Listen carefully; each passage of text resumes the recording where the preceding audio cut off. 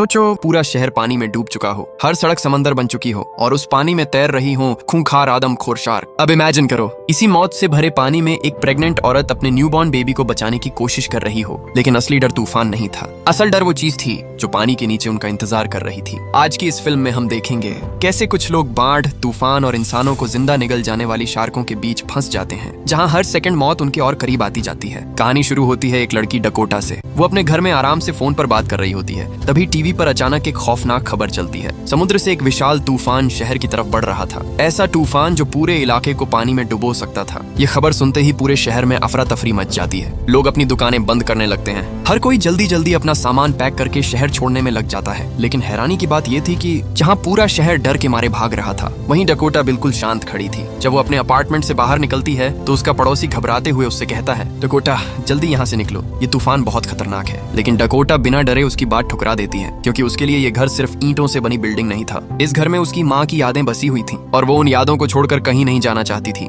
Dakota की माँ अब इस दुनिया में नहीं थी और यही घर वो आखिरी जगह थी जहाँ उसे अपनी माँ की मौजूदगी महसूस होती थी। शायद इसी वजह से वो उस घर को छोड़ना नहीं चाहती थी, चाहे इसके लिए उसे अपनी जान ही क्यों ना गंवानी पड़े। इसके बाद कहानी हमें एक झील के किनारे ले जाती है, जहाँ डी नाम की लड़की अपने दो भाइयों के साथ मस्ती कर रही होती है। उसका बड़ा भाई रॉन था और छोटा भाई विल। तीनों भाई बहन हंसते खेलते अपना समय बिता रहे थे। लेकिन तभी वहाँ उनका सौतेला पिता विलियम आ जाता है और उसे देखते ही माहौल अचानक बदल जाता है। उसके चेहरे और व्यवहार से साफ पता चलता था कि वो इंसान बिल्कुल भी अच्छा नहीं था। उसने इन तीनों बच्चों को गोद तो लिया था, लेकिन कभी उन्हें अपने बच्चों की तरह प्यार नहीं किया। वो हर छोटी बात पर गुस्सा करता, हर समय उन्हें डांटता रहता और उनके साथ ऐसा बर्ताव करता था जैसे वो उसके लिए बोझ हो। हालांकि वो ऐसा क्यों करता है, इसका असली कारण आगे कहानी में पता चलेगा। अब कहानी के तीसरे किरदार की एंट्री होती है लीसा। लीसा एक प्रेग्नेंट महिला थी जो अपनी कार चलाते हुए घर वापस जा रही थी। रास्ते में वो अपनी माँ से फोन पर बात कर रही होती है और उसकी माँ बार बार उससे जल्दी घर पहुँचने को कह रही थी, क्योंकि बाहर का मौसम हर मिनट और भी ज्यादा खतरनाक होता जा रहा था। लीसा 9 महीने की प्रेग्नेंट थी और उसकी हालत ऐसी थी कि बच्चा कभी भी जन्म ले सकता था। लेकिन उसकी जिंदगी पहले से ही बिखरी हुई थी, क्योंकि उसका पति उसे छोड़कर जा चुका था और अब ऊपर से इस भयानक तूफान की खबर ने उसे पूरी तरह डरा दिया था। तभी अचानक उसके सामने वाला पुल बंद कर दिया जाता है। ये देखकर लीसा घबरा जाती है। अब उसके दिमाग में बस एक ही सवाल घूम रहा था,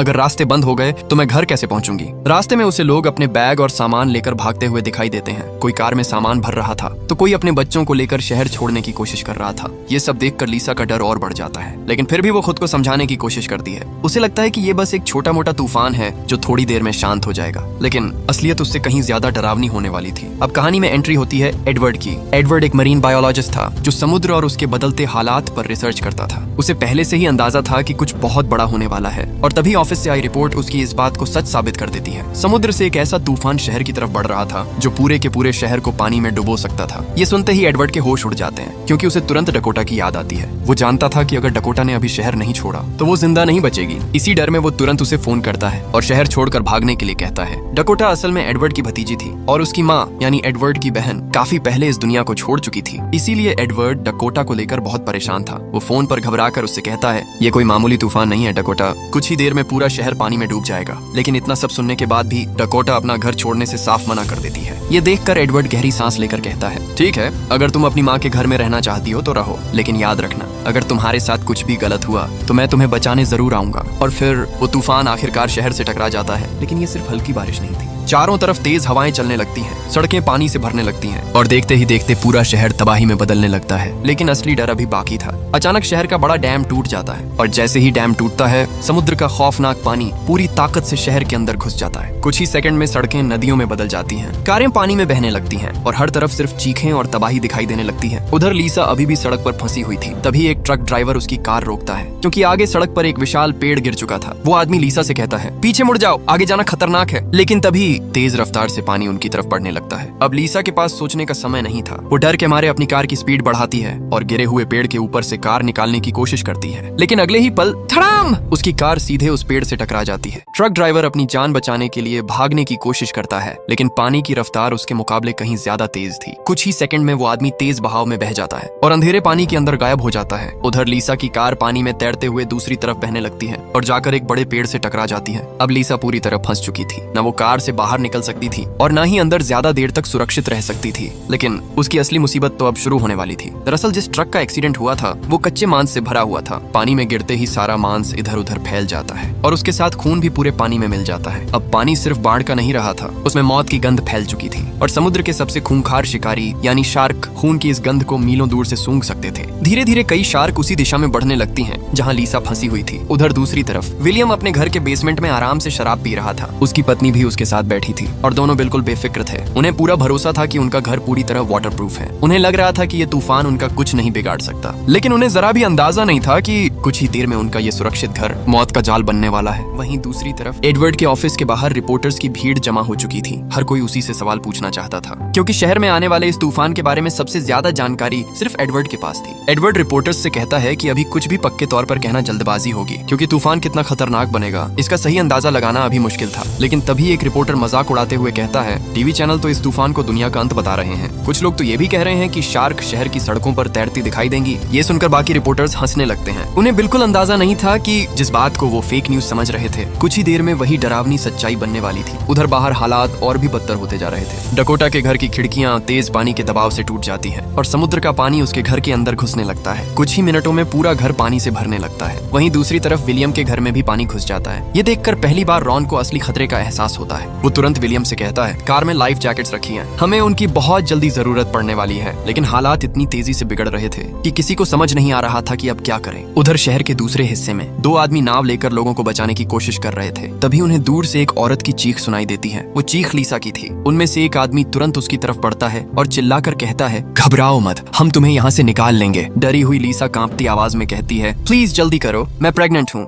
वो आदमी तुरंत अपने दोस्त से कहता है, जल्दी जाओ, कोई कटिंग टूल लेकर आओ। उसका दोस्त जैसे ही पीछे मुड़ता है उसे अचानक पानी के अंदर कुछ हलचल महसूस होती है और अगले ही पल छपाक कोई चीज उसे पानी के अंदर खींच ले जाती है। पहले आदमी को समझ ही नहीं आता कि अभी हुआ क्या है, लेकिन कुछ सेकंड बाद उसका दोस्त फिर से पानी के ऊपर आता है और ये देखकर उसके होश उड़ जाते हैं क्योंकि उसका पूरा हाथ शरीर से अलग हो चुका था। वो दर्द से चीखते हुए अपने दोस्त की तरफ भागता है, लेकिन तभी एक विशाल शार्क पीछे से उस पर हमला कर देती है। शार्क उसे सीधे पानी के अंदर घसीट ले जाती है और कुछ ही सेकंड में वो आदमी गायब हो जाता है। ये सब डकोटा अपनी खिड़की से देख रही होती है। डर के मारे वो जोर से चिल्लाती है, शार्क, पानी में शार्क है। ये सुनते ही लीसा की हालत खराब हो जाती है। उसी समय बेहोश पड़ा ट्रक ड्राइवर भी होश में आता है। वो जल्दी से अपनी गाड़ी का दरवाजा तोड़कर बाहर निकलने की कोशिश करता है, लेकिन तब तक बहुत देर हो चुकी थी। वो खूंखार शार्क पल भर में दूसरे आदमी को भी चीरकर खा जाती है। सब कुछ इतनी तेजी से हो रहा था कि किसी को यकीन ही नहीं हो रहा था कि ये सच है। उधर एडवर्ड को खबर मिलती है कि डैम टूट चुका है और पूरा शहर पानी में डूब गया है। ये सुनते ही उसके चेहरे का रंग उड़ जाता है क्योंकि इसका सीधा मतलब था डकोटा अब मौत के बीच फंसी हुई है। एडवर्ड जानता था कि अगर उसने अभी कुछ नहीं किया तो वो अपनी भतीजी को हमेशा के लिए खो देगा, लेकिन शहर पूरी तरह पानी में डूब चुका था और उसके पास वहां पहुंचने का कोई रास्ता नहीं था। इसीलिए मजबूर होकर वो रिपोर्टर्स के साथ एक खतरनाक डील करने का फैसला करता है। रिपोर्टर्स एडवर्ड से सिर्फ एक चीज चाहते थे, एक ऐसी स्टोरी जो पूरे देश में सनसनी मचा दे, और एडवर्ड इस बात का फायदा उठाता है। वो उनसे कहता है, अगर तुम लोग मुझे डकोटा के घर तक पहुंचा दो तो मैं तुम्हें इस तूफान की पूरी कहानी दूंगा। रिपोर्टर्स तुरंत मान जाते हैं क्योंकि उन्हें भी अब एहसास हो चुका था कि ये कोई मामूली खबर नहीं थी। और फिर सब लोग नाव लेकर डकोटा के घर की तरफ निकल पड़ते हैं। उधर विलियम और उसकी पत्नी जल्दी जल्दी लाइफ जैकेट्स पहनते हैं और घर से बाहर निकलने की कोशिश करते हैं, लेकिन जैसे ही वो दरवाजे से बाहर कदम रखते हैं पानी के अंदर से अचानक एक बेबी शार्क निकलकर विलियम पर हमला कर देती है। विलियम दर्द से चीख उठता है, लेकिन इससे पहले कि वो संभल पाता एक विशाल मदर शार्क पानी से बाहर आती है और उसकी पत्नी को एक ही झटके में मार डालती है। सब कुछ इतनी तेजी से होता है कि विलियम कुछ समझ ही नहीं पाता। उधर घर के अंदर रॉन, डी और विल पूरी तरह फंस चुके थे। चारों तरफ सिर्फ पानी था और उस पानी में घूम रही थी खूंखार शार्क। डी जल्दी से दरवाजा बंद करने की कोशिश करती है, लेकिन तभी बाहर से एक शार्क पूरी ताकत से दरवाजे पर टक्कर मारती है। डी डर के मारे पीछे गिर जाती है, लेकिन रॉन समय रहते उसे पकड़ लेता है। अब तीनों एक जगह बैठकर सोचने लगते हैं कि आखिर यहाँ से बचकर निकलें कैसे। तभी रॉन के दिमाग में एक खतरनाक प्लान आता है। वो कहता है, अगर हम पानी में मांस फेंक दें तो शार्क उसका पीछा करेंगी और तब हमें कार तक पहुंचने का मौका मिल जाएगा। प्लान अच्छा था, लेकिन एक बड़ी समस्या थी। घर के ऊपर वाले हिस्से में मांस था ही नहीं। तभी डी कहती है, सारा मीट तो विलियम बेसमेंट वाले फ्रिज में रखता है। ये सुनते ही सबकी सांसें अटक जाती हैं, क्योंकि बेसमेंट तक जाने का मतलब था सीधे उन शार्क के बीच जाना जो पहले से घर के अंदर तैर रही थी। अगर शार्क ने उन्हें देख लिया तो उनका बचना नामुमकिन था। उधर डकोटा के घर की हालत भी बेहद खराब हो चुकी थी। एक विशाल पेड़ तेज तूफान की वजह से टूटकर सीधे उसके घर पर गिरता है और उसका पूरा घर बुरी तरह टूट जाता है। उधर बाहर फंसी लीसा पूरी तरह टूट चुकी थी। वो लगातार मदद के लिए चीख रही थी। उसकी आवाज तूफान और पानी के शोर के बीच भी डकोटा तक पहुंच रही थी, लेकिन डकोटा इतनी डरी हुई हुई थी कि घर से बाहर निकलने की हिम्मत नहीं जुटा पा रही थी। तभी लीसा रोते हुए चिल्लाती है, प्लीज मेरी मदद करो, मैं प्रेग्नेंट हूँ, मैं बस चाहती हूँ कि मेरा बच्चा जिंदा रहे। ये शब्द सुनते ही डकोटा अचानक शांत हो जाती है, क्योंकि वो खुद बिना माँ के बड़ी हुई थी। वो जानती थी कि माँ के बिना जीना कितना दर्दनाक होता है, और वो नहीं चाहती थी कि इस बच्चे की जिंदगी भी उसी दर्द से शुरू हो। यही सोचकर डकोटा अपने डर को नजरअंदाज करती है। वो एक बड़ा चाकू उठाती है और उन खूंखार शार्कों की परवाह किए बिना बाहर निकल जाती है जो पानी में घूम रही थी। डकोटा धीरे धीरे लीसा की कार तक पहुंचती है और कार पर चढ़ जाती है। कार पेड़ की टूटी शाखाओं में बुरी तरह फंसी हुई थी। डकोटा अपने चाकू से उन शाखाओं को काटना शुरू करती है, जबकि नीचे पानी में शार्क लगातार घूम रही थी। एक छोटी सी गलती और वो सीधा उनका शिकार बन जाती। लेकिन कई मुश्किलों के बाद वो आखिरकार लीसा को कार से बाहर निकाल लेती है। फिर दोनों किसी तरह वापस डकोटा के घर पहुंच जाती हैं। अंदर आने के बाद लीसा कांपती आवाज में कहती है, हम यहाँ बैठकर किसी का इंतजार नहीं कर सकते, कोई हमें बचाने नहीं आने वाला, हमें खुद कोई सिग्नल बनाना होगा। डकोटा उसकी बात मान जाती है। वो एक बड़ा पर्दा उठाती है और घर की छत पर जाकर उस पर बड़े बड़े अक्षरों में हेल्प लिख देती है, ताकि अगर कोई रेस्क्यू हेलीकॉप्टर ऊपर से गुजरे तो उन्हें देख सके। लेकिन तभी लीसा के चेहरे पर अचानक तेज दर्द दिखाई देने लगता है। उसकी तकलीफ अब पहले से कहीं ज्यादा बढ़ चुकी थी और ऐसा लग रहा था कि बच्चा कभी भी जन्म ले सकता है। डकोटा जल्दी से लीसा की हालत चेक करती है और ये देखकर घबरा जाती है कि बच्चे का जन्म कभी भी हो सकता है। लेकिन सबसे बड़ी समस्या ये थी कि वो इस हालत में यहाँ सुरक्षित डिलीवरी नहीं करवा सकती थी। चारों तरफ बाढ़ का पानी था, घर टूट चुका था और बाहर खूंखार शार्क घूम रही थी। अगर उन्हें जिंदा बचना था तो किसी भी हालत में यहाँ से निकलना पड़ता। उधर दूसरी तरफ एडवर्ड और रिपोर्टर आखिरकार शहर के किनारे तक पहुंच जाते हैं। लेकिन वहाँ का नजारा देखकर सबके होश उड़ जाते हैं। जहाँ कभी सड़कें हुआ करती थी, अब वहाँ सिर्फ गहरा पानी दिखाई दे रहा था। कार से आगे जाना अब नामुमकिन था और डकोटा का घर अभी भी उनसे बहुत दूर था। इसीलिए मजबूर होकर वो लोग एक छोटी नाव लेते हैं और उसी से आगे बढ़ने का फैसला करते हैं। उधर रॉन के घर में हालात और भी तनावपूर्ण हो चुके थे। रॉन अब बेसमेंट में जाकर मीट लाने की तैयारी कर रहा था, ताकि शार्क को डिस्ट्रैक्ट करके सबको बाहर निकाला जा सके। लेकिन तभी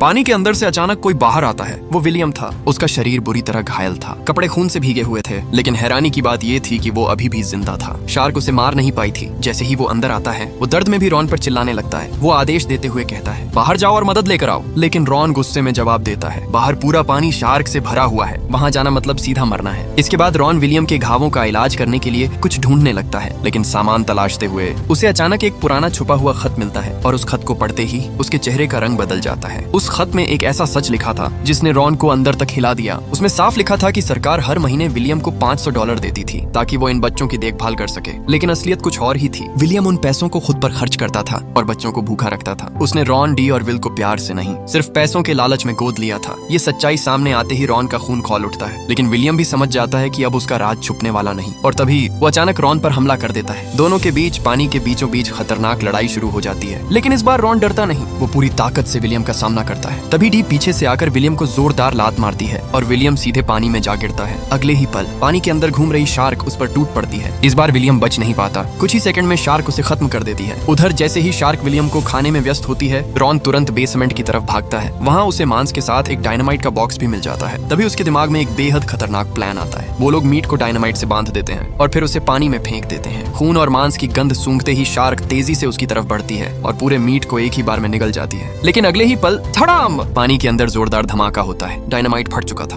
और उसी विस्फोट के साथ वो खूंखार शार्क भी टुकड़ों में उड़ जाती है। अब पहली बार उन्हें बच निकलने का मौका मिला था। शार्क के मरते ही रॉन, डी और विल जल्दी से पानी पार करते हैं और किसी तरह अपनी कार तक पहुंच जाते हैं। उधर दूसरी तरफ लीसा अचानक डकोटा को बाहर खड़ी एक नाव के बारे में बताती है। वो वही रेस्क्यू बोट थी जो उन मरे हुए आदमियों की थी और अब शायद वही नाव उनकी आखिरी उम्मीद बनने वाली थी। अगर वो किसी तरह उस नाव तक पहुंच जाए तो शायद यहाँ से जिंदा निकल सकते थे। लेकिन लीसा की हालत अब बहुत खराब हो चुकी थी। दर्द इतना बढ़ चुका था कि वो बाहर जाने की हालत में नहीं थी। तभी डकोटा खुद बाहर जाने का फैसला करती है। वो कहती है, मैं नाव लेकर आती हूँ, तुम बस हिम्मत मत हारना। इसके बाद डकोटा एक फ्लैशलाइट उठाती है और अपने फ्रिज से कच्चा मांस निकालकर एक बाल्टी में भर लेती है। उसे पता था कि पानी में शार्क हर जगह घूम रही हैं और उनका ध्यान भटकाने का उसके पास सिर्फ एक ही तरीका था, खून और मांस। डकोटा धीरे धीरे पानी में उतरती है। उसका हर कदम मौत के और करीब जा रहा था। जैसे ही कोई शार्क उसकी तरफ बढ़ती, वो तुरंत मांस का एक टुकड़ा दूसरी दिशा में फेंक देती और शार्क उसी तरफ चली जाती। डकोटा बार बार यही करती है और धीरे धीरे सुरक्षित तरीके से नाव तक पहुंच जाती है। लेकिन तभी एक नई मुसीबत सामने आ जाती है। उसकी बाल्टी पूरी तरह खाली हो चुकी थी। अब उसके पास शार्क को डिस्ट्रैक्ट करने के लिए कुछ भी नहीं बचा था और उसी पल पानी के अंदर से एक विशाल शार्क धीरे धीरे उसकी तरफ बढ़ने लगती है। इतनी बड़ी शार्क कि उसे देखकर किसी की भी चीख निकल जाए। लेकिन हैरानी की बात यह थी कि डकोटा बिल्कुल भी पैनिक नहीं करती। वो बिना हिले डुले बिल्कुल शांत खड़ी रहती है। कुछ सेकंड तक शार्क उसे घूरती रहती है, लेकिन क्योंकि डकोटा कोई हरकत नहीं करती, शार्क उसे खतरा नहीं समझती और फिर धीरे धीरे वापस पानी में गायब हो जाती है। डकोटा राहत की सांस लेती है और जल्दी से नाव पर चढ़ जाती है। वहीं उसे एक फिशिंग स्पीयर गन दिखाई देती है। अब पहली बार उसके हाथ में ऐसा हथियार था जिससे वो उन खूंखार शार्कों का सामना कर सकती थी। डकोटा जल्दी जल्दी नाव लेकर वापस घर की तरफ बढ़ती है, क्योंकि उसे पता था कि हर मिनट के साथ घर पानी में और डूबता जा रहा है। उधर अंदर लीसा एक गद्दे के सहारे पानी में तैर रही थी। घर की दीवारें टूटने लगी थी और पानी तेजी से अंदर बढ़ता जा रहा था। चारों तरफ सिर्फ अंधेरा, तूफान की आवाज और मौत का डर था। लीसा किसी तरह एक लंबी लकड़ी पकड़कर ऊपर चढ़ने की कोशिश करती है, लेकिन तभी उसके पेट में जोरदार दर्द उठता है और अगले ही पल उसे समझ आ जाता है कि अब बच्चा जन्म लेने वाला है। उस भयानक बाढ़ के बीच चारों तरफ शार्कों से भरे पानी में लीसा अपने बच्चे को जन्म देती है, लेकिन इसके साथ ही पानी में खून फैलने लगता है और खून की तेज गंध पूरे इलाके में फैल जाती है। अब खतरा पहले से कई गुना बढ़ चुका था, क्योंकि शार्क इस गंध को बहुत दूर से महसूस कर सकती थी। लीसा कांपते हाथों से अपने नवजात बच्चे को ऊपर उठाकर पकड़ती है ताकि वो पानी से दूर रहे, और दूसरे हाथ में एक नुकीली लकड़ी कसकर पकड़ लेती है। वो जानती थी अब हमला कभी भी हो सकता है। तभी अचानक पानी के अंदर हलचल होती है और एक शार्क सीधे उसकी तरफ झपटती है, लेकिन आखिरी पल में लीसा पूरी ताकत से वो लकड़ी शार्क की आंख में घोंप देती है। शार्क दर्द से तड़पकर पीछे हट जाती है और डरकर दूर चली जाती है, लेकिन खतरा अभी खत्म नहीं हुआ था। डकोटा दूर से देखती है कि एक दूसरी शार्क तेजी से लीसा की तरफ बढ़ रही है। इस बार डकोटा देर नहीं करती, वो तुरंत अपनी स्पीयर गन उठाती है, निशाना लगाती है और ट्रिगर दबा देती है। छपाक! भाला सीधे शार्क के शरीर में जा लगता है और कुछ ही सेकंड में वो शार्क मर जाती है। डकोटा जल्दी से नाव लीसा के पास लाती है ताकि वो और उसका बच्चा सुरक्षित बाहर निकल सके, लेकिन जैसे ही लीसा नाव में चढ़ने वाली होती है, अचानक पानी के नीचे से एक विशालकाय शार्क निकलती है और पूरी नाव को जोर से पलट देती है। अगले ही पल तीनों फिर से मौत के बीच पानी में गिर चुके थे, लेकिन जैसे ही वो विशाल शार्क आखिरी हमला करने वाली होती है, तभी अचानक दूर से एक नाव तेजी से उनकी तरफ आती दिखाई देती है। वो एडवर्ड था। आखिरकार वो सही समय पर वहाँ पहुंच चुका था, लेकिन उसके हाथ में सिर्फ नाव नहीं थी, उसके पास एक खास मशीन भी थी। ऐसी मशीन जो एक तेज सिग्नल छोड़ती थी, जिसकी आवाज शार्क बिल्कुल बर्दाश्त नहीं कर सकती थी। एडवर्ड बिना देर किए वो डिवाइस पानी में फेंक देता है और अगले ही पल पानी के अंदर एक अजीब सी तेज आवाज गूंजने लगती है। उस आवाज से सारी शार्क बेचैन होकर पीछे हटने लगती है। कुछ ही सेकंड में पानी में भगदड़ मच जाती है। तभी एक कंफ्यूज्ड शार्क आखिरी बार लीसा और डकोटा पर हमला करने की कोशिश करती है, लेकिन भागती हुई दूसरी शार्क उससे टकरा जाती है और उसका निशाना बिगड़ जाता है। इसी मौके का फायदा उठाकर एडवर्ड जल्दी से दोनों को अपनी नाव पर खींच लेता है और आखिरकार इतनी लंबी मौत की लड़ाई के बाद डकोटा, लीसा और उसका बच्चा सुरक्षित बच जाते हैं। सबसे अच्छी बात ये थी कि